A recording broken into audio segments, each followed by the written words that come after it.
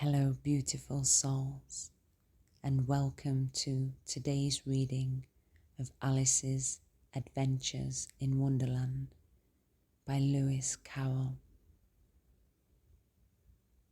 When you are ready, taking a big stretch in your bed, feeling the mattress beneath you and the blanket on top of you. And taking a moment here just to arrive fully in your bed, knowing that the day's tasks are done and that you have nowhere else to be, nothing else to do other than to be here in this moment with yourself.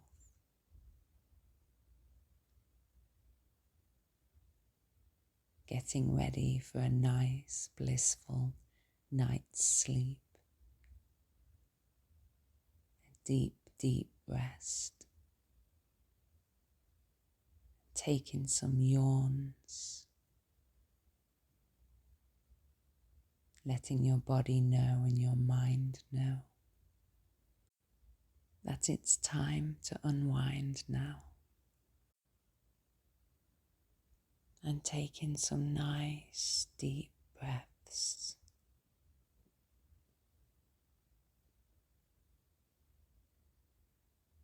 And as you exhale, feeling all your muscles relax as you sink down into your bed.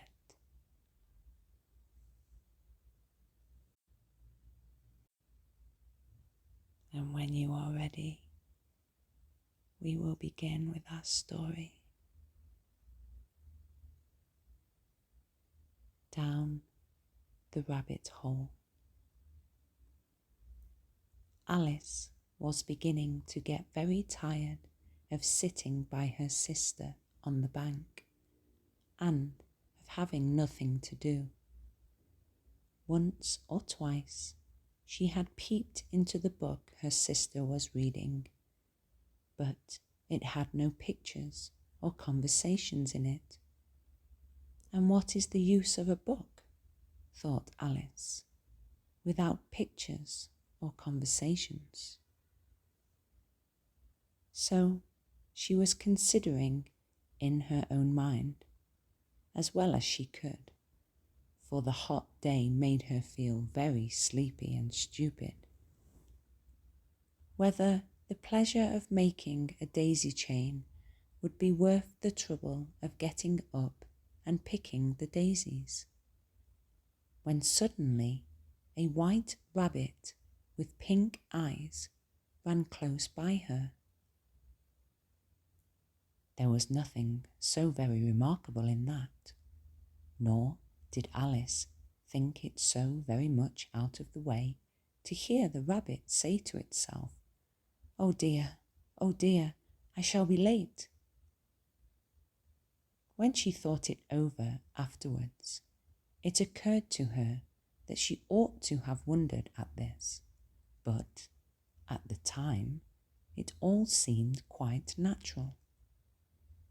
But when the rabbit actually took a watch out of its waistcoat pocket and looked at it and then hurried on, Alice started to her feet, for it flashed across her mind that she had never before seen a rabbit with either a waistcoat pocket or a watch to take out of it. And burning with curiosity, she ran across the field after it, and fortunately was just in time to see it pop down a large rabbit hole under the hedge. In another moment, down went Alice after it, never once considering how in the world she was to get out again. The rabbit hole went straight on like a tunnel for some way, and then dipped suddenly down, so suddenly that Alice had not a moment to think about stopping herself before she found herself falling down a very deep well. Either the well was very deep, or she fell very slowly, for she had plenty of time as she went down to look about her and to wonder what was going to happen next. First, she tried to look down and make out what she was coming to, but it was too dark to see anything. Then she looked at the sides of the well and noticed that they were filled with cupboards and bookshelves. Here and there she saw maps and pictures hung upon pegs. She took a jar down from one of the shelves as she passed. It was labelled orange marmalade, but to her great disappointment it was empty. She did not like to drop the jar for fear of killing somebody underneath, so managed to put it into one of the cupboards as she fell past it. Well, thought Alice to herself, after such a fall as this, I shall think nothing of tumbling downstairs. How brave they'll all think me at home. Why, I wouldn't say anything about it, even if I fell off the top of a house. Which was very likely true. Down, down, down. Would the fall never come to an end? I wonder how many miles I've fallen by this time, she said aloud. I must be getting somewhere near the centre of the earth. Let me see. That would be 4,000 miles down, I think. For, you see, Alice had learnt several things of this sort in her lessons in the schoolroom, and though this was not a very good opportunity for showing off her knowledge, as there was no one to listen to her, still it was good practice to say it over. Yes, that's about the right distance. But then I wonder what latitude or longitude I've got to. Alice had no idea what latitude was, or longitude either, but thought they were nice, grand words to say. Presently she began again.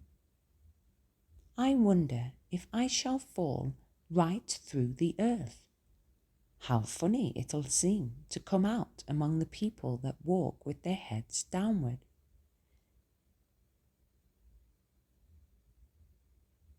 Please, ma'am, is this New Zealand or Australia? And she tried to curtsy as she spoke. Fancy curtsying. As you're falling through the air, do you think you could manage it? And what an ignorant little girl she'll think me for asking. No, it'll never do to ask. Perhaps I shall see it written up somewhere. Down, down, down. There was nothing else to do, so Alice soon began talking again.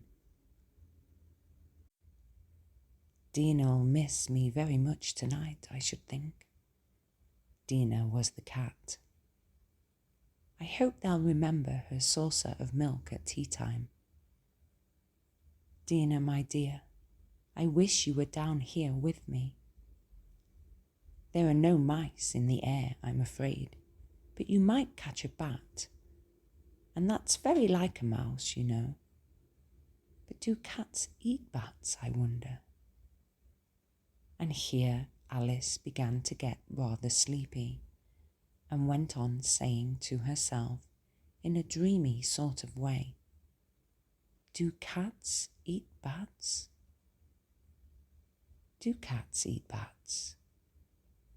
And sometimes Do bats eat cats? For, you see, as she couldn't answer either question, it didn't much matter which way she put it. She felt that she was dozing off and had just begun to dream that she was walking hand in hand with Dina and saying to her very earnestly, "Now, Dina, tell me the truth. Did you ever eat a bat?" When, suddenly, thump, thump, down she came upon a heap of sticks and dry leaves, and the fall was over. Alice was not a bit hurt, and she jumped up onto her feet in a moment. She looked up, but it was all dark overhead. Before her was another long passage, and the white rabbit was still in sight, hurrying down it. There was not a moment to be lost. Away went Alice like the wind, and was just in time to hear it say, as it turned a corner, "Oh, my ears and whiskers, how late it's getting." She was close behind it when she turned the corner, but the rabbit was no longer to be seen. She found herself in a long, low hall, which was lit up by a row of lamps hanging from the roof. There were doors all around the hall, but they were all locked, and when Alice had been all the way down one side and up the other, trying every door, she walked sadly down the middle, wondering how she was ever to get out again. Suddenly she came upon a little three-legged table, all made of solid glass. There was nothing on it except a tiny golden key, and Alice's first thought was that it might belong to one of the doors of the hall. But alas, either the locks were too large or the key was too small, but at any rate it would not open any of them. However, on the second time round, she came upon a low curtain she had not noticed before, and behind it was a little door about 15 inches high. She tried the little golden key in the lock, and to her great delight it fitted. Alice opened the door and found that it led into a small passage, not much larger than a rat hole. She knelt down and looked along the passage into the loveliest garden you ever saw. How she longed to get out of that dark hall and wander about among those beds of bright flowers and those cool fountains. But she could not even get her head through the doorway. And even if my head would go through, thought poor Alice, it would be of very little use without my shoulders. Oh, how I wish I could shut up like a telescope. I think I could, if only I knew how to begin. For, you see, so many out-of-the-way things had happened lately that Alice had begun to think that very few things indeed were really impossible. There seemed to be no use in waiting by the little door, so she went back to the table, half hoping she might find another key on it, or, at any rate, a book of rules for shutting people up like telescopes. This time she found a little bottle on it, which certainly was not there before, said Alice, and round the neck of the bottle was a paper label with the words "Drink me, beautifully printed on it in large letters. It was all very well to say, "Drink me," but the wise little Alice was not going to do that in a hurry. "No, I'll look first," she said, "and see whether it's marked poison or not." For she had read several nice little histories about children who had got burnt and eaten up by wild beasts and other unpleasant things, all because they would not remember the simple rules their friends had taught them, such as that a red-hot poker will burn you if you hold it too long, and that if you cut your finger very deeply with a knife, it usually bleeds. And she had never forgotten that if you drink much from a bottle marked poison, it is almost certain to disagree with you sooner or later. However, this bottle was not marked poison, so Alice ventured to taste it, and finding it very nice, it had, in fact, a sort of mixed flavour of cherry tart, custard, pineapple, roast turkey, toffee, and hot buttered toast. She very soon finished it off. "What a curious feeling," said Alice. "I must be shutting up like a telescope." And so it was indeed. She was now only 10 inches high, and her face brightened up at the thought that she was now the right size for going through the little door into that lovely garden. First, however, she waited for a few minutes to see if she was going to shrink any further. She felt a little nervous about this, for it might end, you know, said Alice to herself, in my going out altogether like a candle. I wonder what I should be like then. And then she tried to fancy what the flame of a candle is like after the candle is blown out, for she could not remember ever having seen such a thing. After a while, finding that nothing more happened, she decided on going into the garden at once. But alas for poor Alice!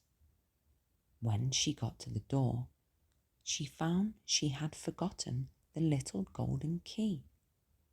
And when she went back to the table for it, she found she could not possibly reach it. She could see it quite plainly through the glass, and she tried her best to climb up one of the legs of the table, but it was too slippery, and when she had tired herself out with trying, the poor little thing sat down and cried. "Come, there's no use in crying like that," said Alice to herself. "I advise you to leave off this minute." She generally gave herself very good advice, though she very seldom followed it. And sometimes she scolded herself so severely as to bring tears into her eyes. And once she remembered trying to box her own ears for having cheated herself in a game of croquet she was playing against herself. For this curious child was very fond of pretending to be two people. But it's no use now, thought poor Alice, to pretend to be two people. Why, there's hardly enough of me left to make one respectable person. Soon her eyes fell on a little glass box that was lying underneath the table. She opened it and found in it a very small cake, on which the words "Eat me" were beautifully marked in currants. "Well, I'll eat it," said Alice, "and if it makes me grow larger, I can reach the key, and if it makes me grow smaller, I can creep under the door.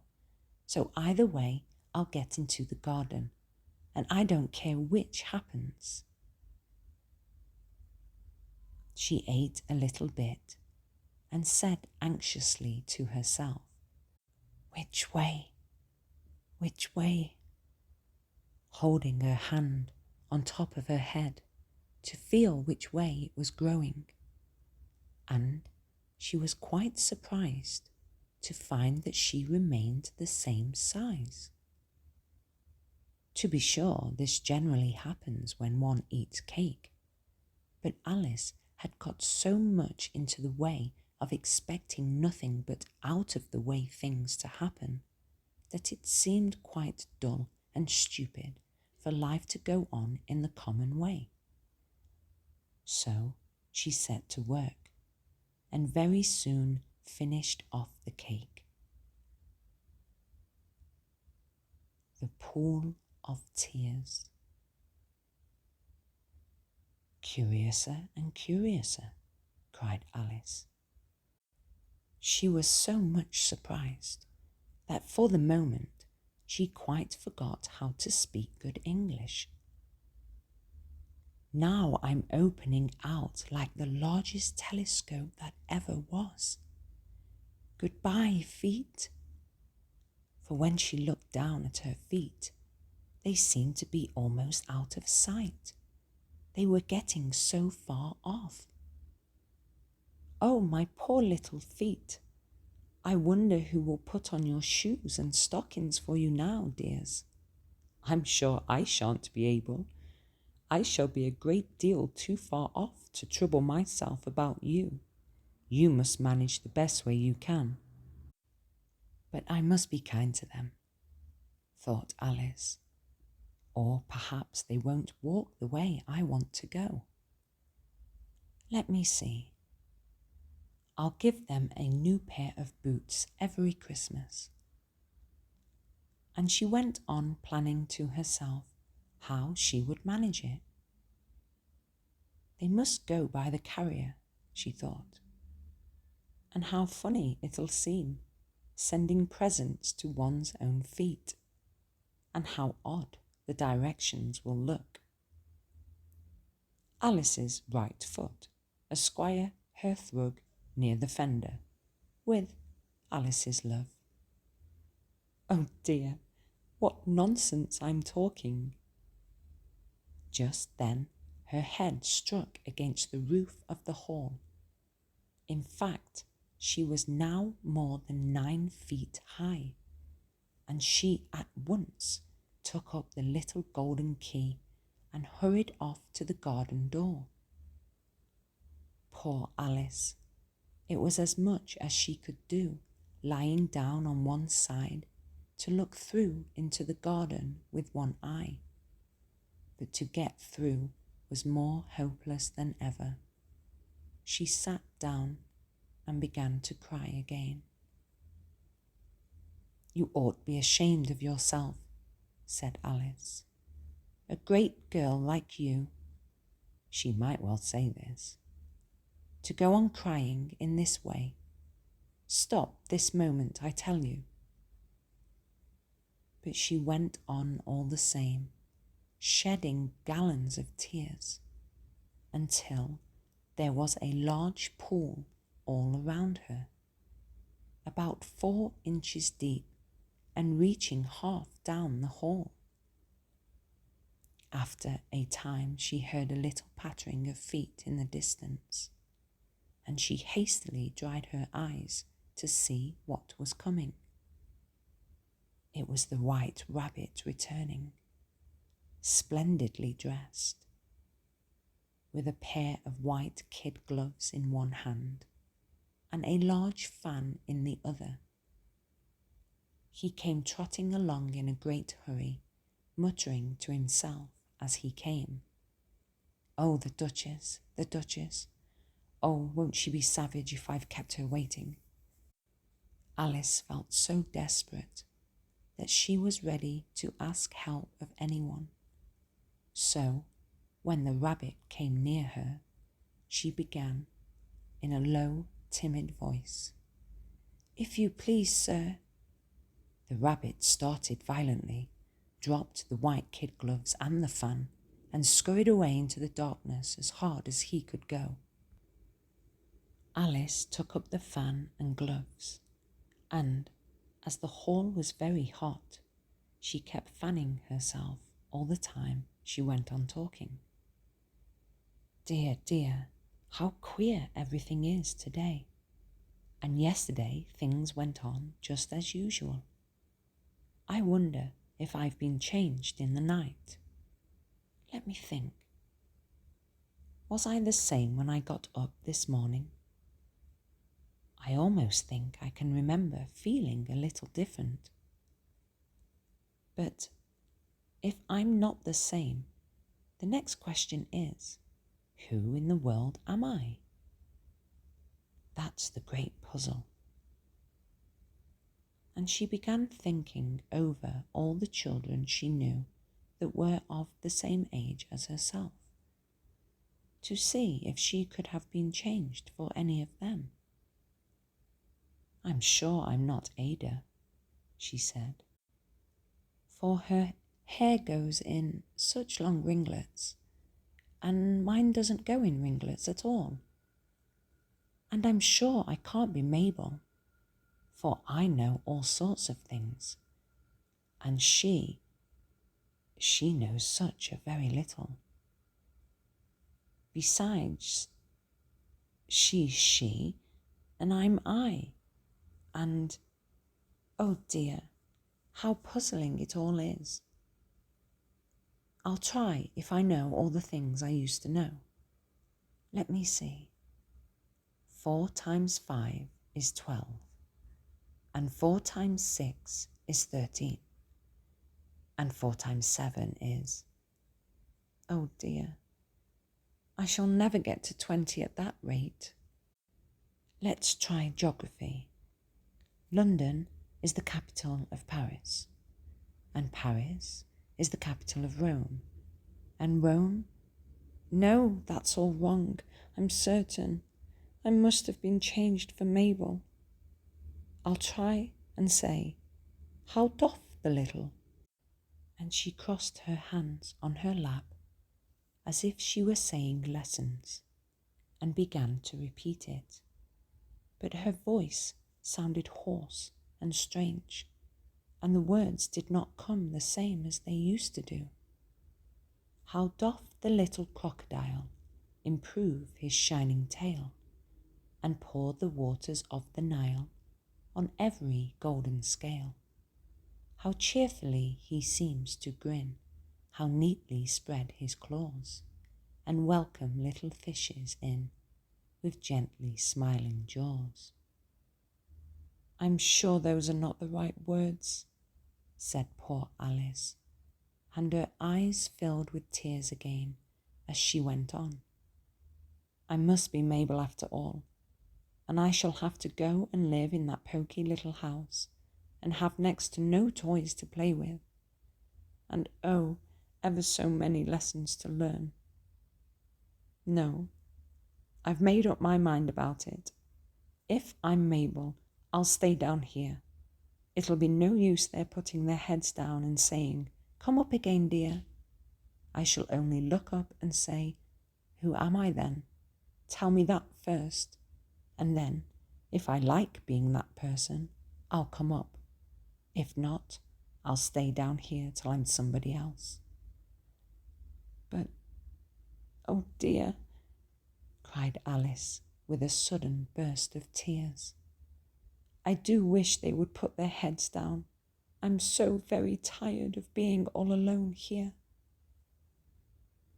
As she said this, she looked down at her hands and was surprised to see that she had put on one of the rabbit's little white kid gloves whilst she was talking. "How can I have done that?" she thought. "I must be growing small again." She got up and went to the table to measure herself by it, and found that, as nearly as she could guess, she was now about 2 feet high, and was going on shrinking rapidly. She soon found that the cause of this was the fan she was holding, and she dropped it hastily, just in time to avoid shrinking away altogether.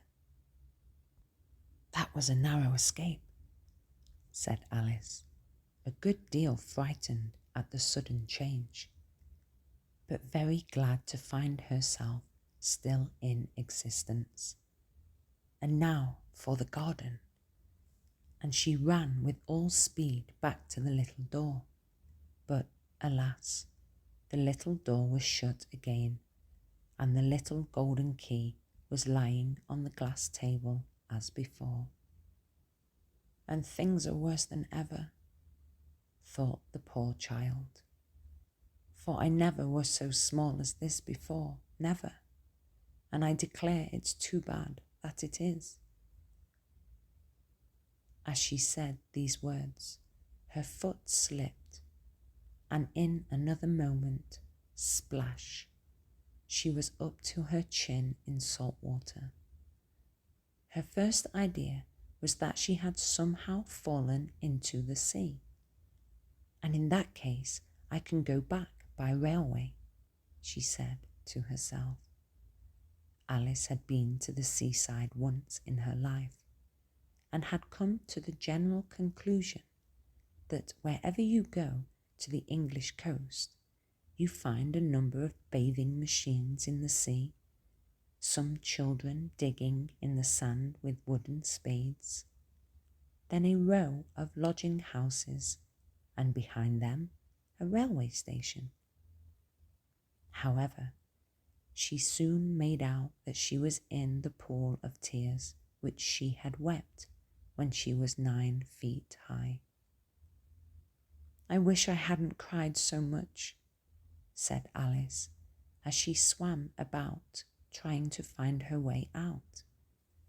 "I shall be punished for it now, I suppose, by being drowned in my own tears. That will be a queer thing, to be sure. However, everything is queer today." Just then she heard something splashing about in the pool a little way off, and she swam nearer to make out what it was. At first she thought it must be a walrus or a hippopotamus, but then she remembered how small she was now, and she soon made out that it was only a mouse that had slipped in like herself. Would it be of any use now, thought Alice, to speak to this mouse? Everything is so out of the way down here that I should think very likely it can talk. At any rate, there's no harm in trying. So she began. "Oh, mouse, do you know the way out of this pool? I am very tired of swimming about here, oh mouse." Alice thought this must be the right way of speaking to a mouse.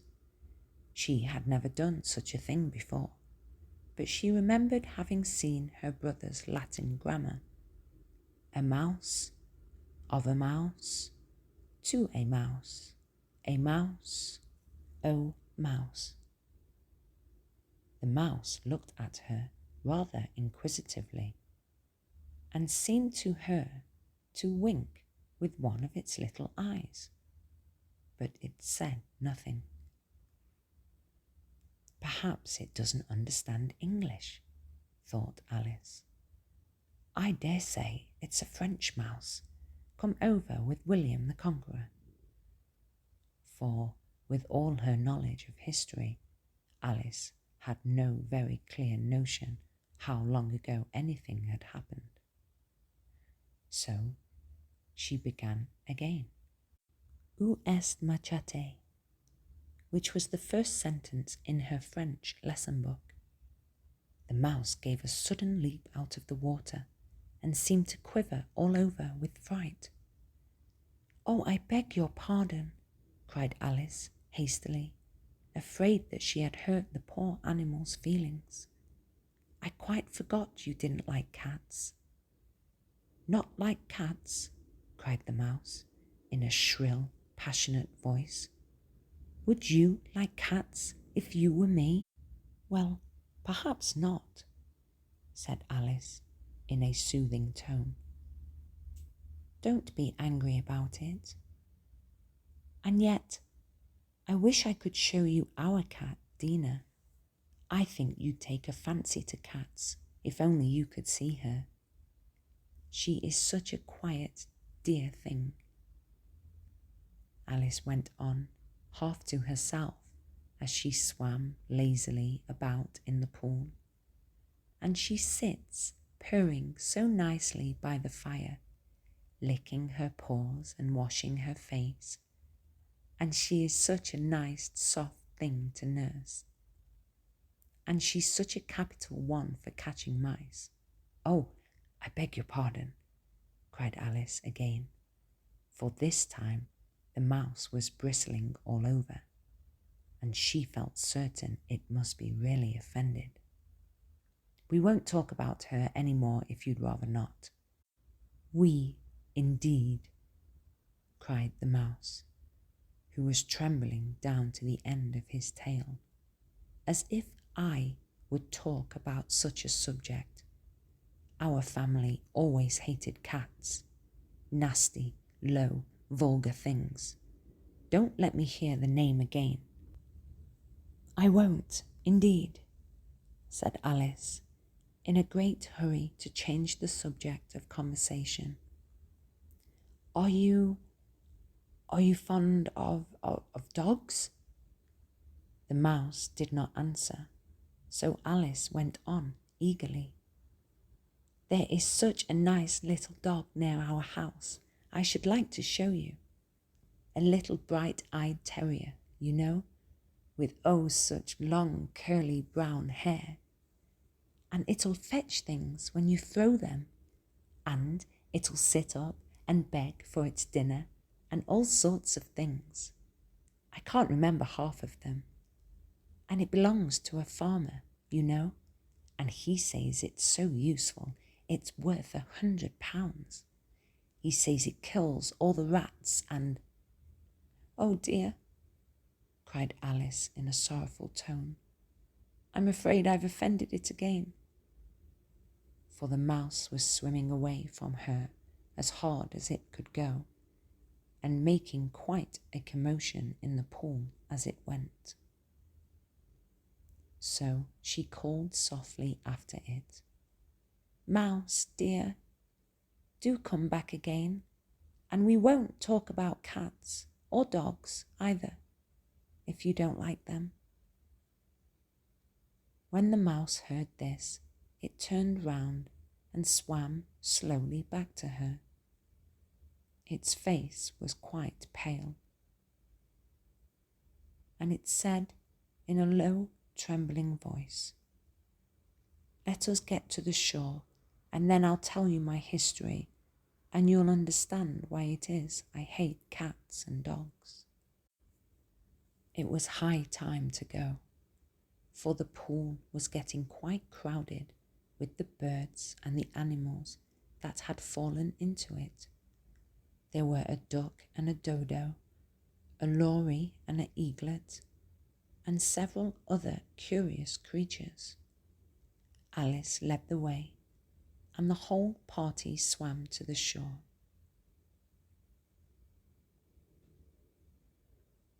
A caucus race and a long tail.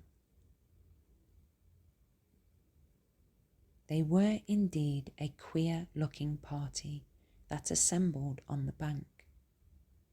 The birds with draggled feathers, the animals with their fur clinging close to them, and all dripping wet, cross and uncomfortable. The first question, of course, was how to get dry again.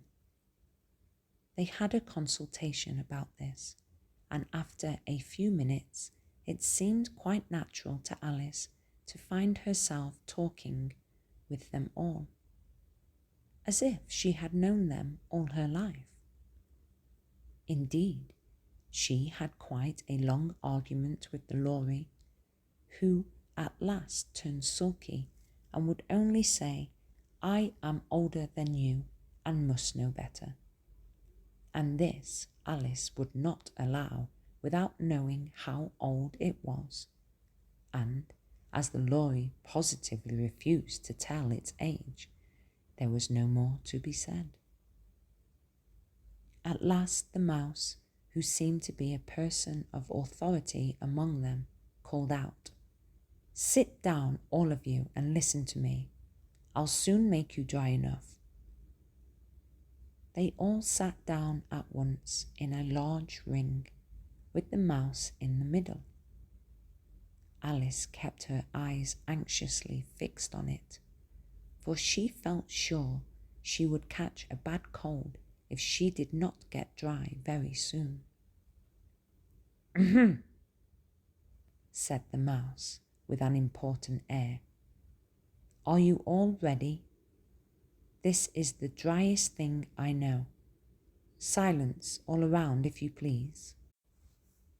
William the Conqueror, whose cause was favoured by the Pope, was soon submitted to by the English, who wanted leaders, and had been of late much accustomed to usurpation and conquest. Edwin and Morcar, the Earls of Mercia and Northumbria. "Ugh," said the Lorry with a shiver. "I beg your pardon," said the mouse, frowning, but very politely. "Did you speak?" "Not I," said the Lorry hastily. "I thought you did," said the mouse. "I proceed. Edwin and Morcar, the Earls of Mercia and Northumbria, declared for him, and even Stigand, the patriotic Archbishop of Canterbury, found it advisable." "Found what?" said the duck.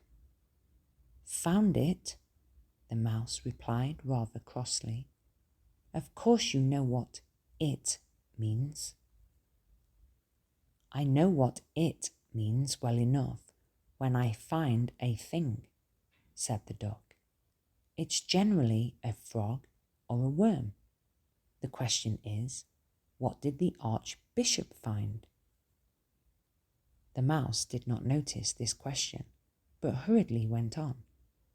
"Found it advisable to go with Edgar Atheling to meet William and offer him the crown.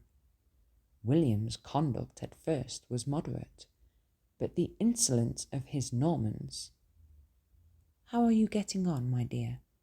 it continued, turning to Alice as it spoke.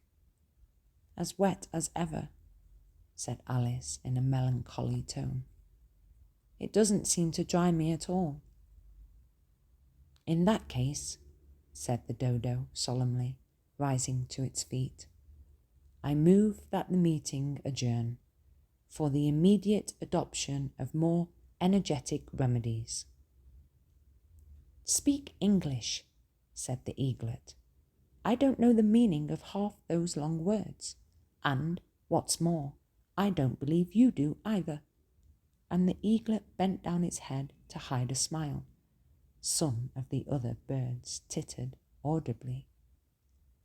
"What I was going to say," said the dodo in an offended tone, "was that the best thing to get us dry would be a caucus race." "What is a caucus race?" said Alice. Not that she much wanted to know, but the dodo had paused as if it thought that somebody ought to speak, and no one else seemed inclined to say anything. "Why," said the dodo, "the best way to explain it is to do it. And as you might like to try the thing yourself some winter day, I will tell you how the dodo managed it. First, it marked out a race course in a sort of circle. The exact shape doesn't matter, it said. And then all the party were placed along the course, here and there. There was no 1, 2, 3 and away, but they began running when they liked and left off when they liked, so that it was not easy to know when the race was over. However, when they had been running half an hour or so and were quite dry again, the dodo suddenly called out, "The race is over," and they all crowded round it, panting and asking, "But who has won?" This question the dodo could not answer without a great deal of thought, and it sat for a long time with one finger pressed upon its forehead, the position in which you usually see Shakespeare in the pictures of him, while the rest waited in silence. At last the dodo said, "Everybody has won, and all must have prizes." "But who is to give the prizes?" quite a chorus of voices asked. "Why, she, of course," said the dodo, pointing to Alice with one finger, and the whole party at once crowded round her, calling out in a confused way, "Prizes! Prizes!"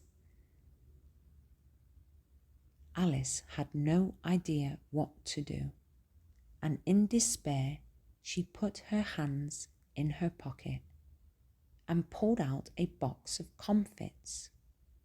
Luckily the salt water had not got into it, and she handed them round as prizes. There was exactly one apiece, all round. "But she must have a prize herself, you know," said the mouse. "Of course," the dodo replied very gravely. "What else have you got in your pocket?" he went on, turning to Alice. "Only a thimble," said Alice sadly. "Hand it over here," said the dodo.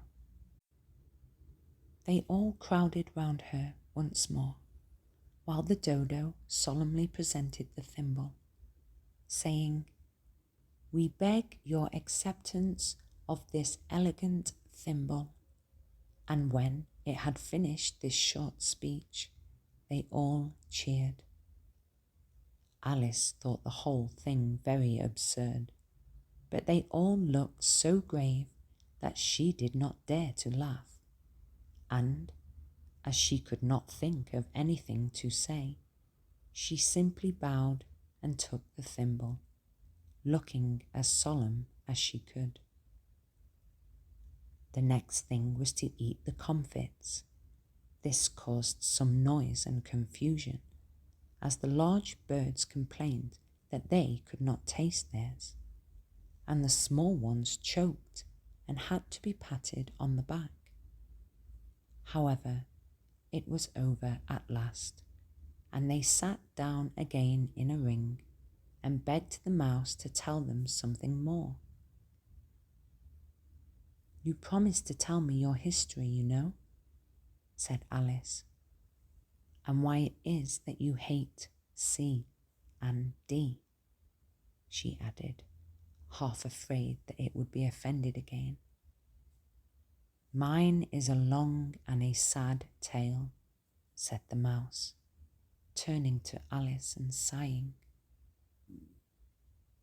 "It is a long tale, certainly," said Alice, looking down with wonder at the mouse's tail. "But why do you call it sad?" And she kept on puzzling about it whilst the mouse was speaking, so that her idea of the tale was something like this. Fury said to a mouse that he met in the house, "Let us both go to law. I will prosecute you. Come, I'll take no denial. We must have a trial, for really this morning I've nothing to do," said the mouse. "Such a trial, dear sir, with no jury or judge, would be wasting our breath." "I'll be judge, I'll be jury," said cunning old Fury. "I'll try the whole cause and condemn you to death." "You are not attending," said the mouse to Alice severely. "What are you thinking of?" "I beg your pardon," said Alice very humbly. "You had got to the 5th bend, I think." "I had not," cried the mouse, sharply and very angrily. "Not," said Alice, always ready to make herself useful and looking anxiously about her. "Oh, do let me help you undo it." "I shall do nothing of the sort," said the mouse, getting up and walking away. "You insult me by talking such nonsense." "I didn't mean it," pleaded poor Alice. "But you are so easily offended, you know." The mouse only growled in reply. "Please come back and finish your story," Alice called after it, and the others all joined in chorus. "Yes, please do." But the mouse only shook its head impatiently and walked a little quicker. "What a pity it wouldn't stay," sighed the Lory, as soon as it was quite out of sight, and an old crab took the opportunity of saying to her daughter, "Ah, my dear, let this be a lesson to you never to lose your temper." "Hold your tongue, Ma," said the young crab a little snappishly. "You're enough to try the patience of an oyster." "I wish I had our Dina here, I know I do," said Alice aloud, addressing nobody in particular. "She'd soon fetch it back." "And who is Dina, if I might venture to ask the question?" said the Lory. Alice replied eagerly, for she was always ready to talk about her pet. "Dina's our cat, and she's such a capital one for catching mice you can't think. And, oh, I wish you could see her after the birds. Why, she'll eat a little bird as soon as look at it." This speech caused a remarkable sensation among the party. Some of the birds hurried off at once. One old magpie began wrapping itself up very carefully, remarking, "I really must be getting home. The night air doesn't suit my throat." And a canary called out in a trembling voice to its children, "Come away, my dears. It's high time you were all in bed." On various pretexts, they all moved off, and Alice was soon left alone.